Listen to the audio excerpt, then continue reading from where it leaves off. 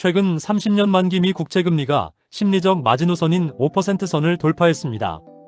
미 국채 30년물 금리는 미국 주택 구매자들의 고정금리 주택담보대출이나 우량회사채의 준거 금리 역할을 합니다.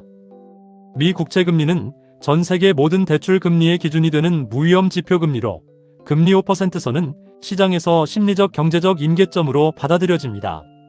이 수준이 지속될 경우 경제 전반에 파괴적인 영향을 미칠 수 있다는 우려 때문에 둠 시나리오라는 표현을 씁니다. 국채금리가 5%가 되면 주택담보대출금리는 7에서 8%대를 넘어서게 되는데 이는 미국 서민들의 삶에 즉각적인 타격을 줍니다. 또한 기업들이 자금을 빌리는 비용이 치솟으면서 한계 기업들의 파산 위험이 커지고 신규 투자가 중단될 수 있습니다.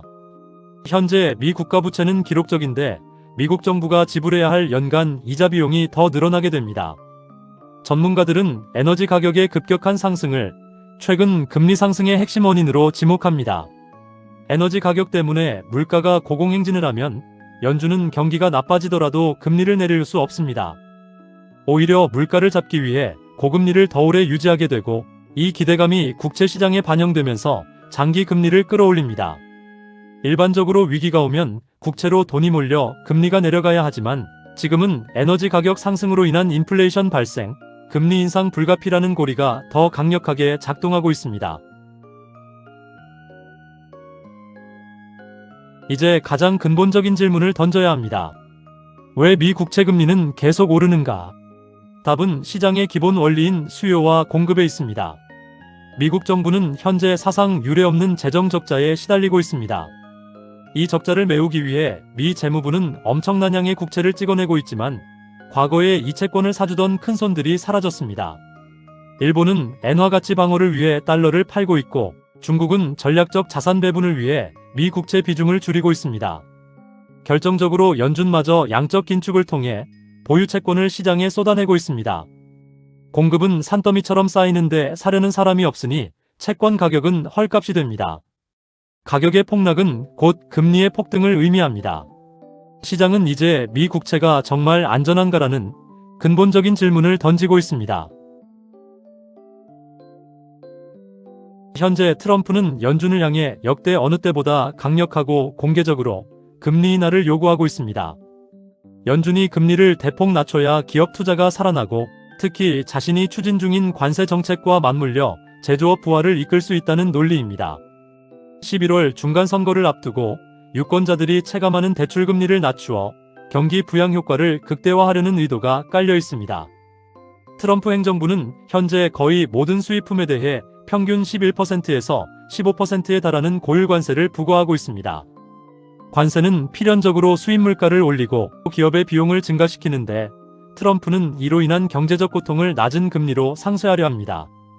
기업들이 관세 때문에 지불하는 비용을 저금리 대출로 메꾸게 하여 생산시설의 미국 회귀에서 발생하는 단기적 충격을 줄이려는 계산입니다. 현재 트럼프는 고물가와 에너지 가격 상승으로 인한 낮은 지지율로 고전하고 있습니다. 일반 서민들에게 인플레이션보다 더 무섭게 다가오는 것이 주택담보대출과 신용카드 금리입니다. 선거 전까지 금리를 강제로라도 낮춰야 가계의 이자 부담이 줄고 국민들이 쓸 돈이 생겼다고 느끼게 됩니다. 즉, 금리 인하는 그에게 가장 강력한 선거용 부양책입니다. 고금리로 강달러가 형성되면 미국 제품의 가격 경쟁력이 떨어져 트럼프가 그토록 원하는 무역 적자 해소를 방해합니다. 금리를 낮춰 달러 가치를 의도적으로 떨어뜨리면 미국 수출 기업들에게 유리한 환경이 조성됩니다. 그는 강력한 관세로 수입은 막고 저금리로 수출은 늘리는 쌍방향 압박을 원하는 것입니다. 미국 정부의 부채가 GDP의 120%를 넘는 상황에서 국채 금리가 5%대로 유지되면 미국 정부가 내야 할 이자만 연간 수조 달러에 달합니다.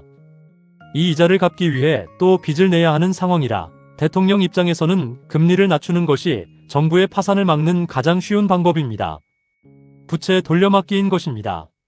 트럼프는 최근 케빈 호시를 차기 연준의장으로 지명하며 금리 인하를 기정사실화하려 하고 있습니다.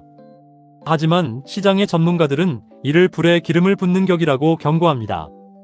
물가가 높은데 금리까지 낮추면 인플레이션은 통제 불능이 되고 결국 시장의 신뢰를 잃어 국채금리가 폭등하는 역효과가 날 수 있다는 것입니다.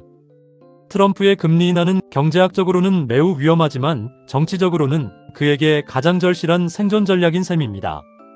월스트리트의 한 전문가는 지금 상황을 붐 루프에서 둠 루프로의 전환이라는 매우 자극적인 용어로 경고합니다.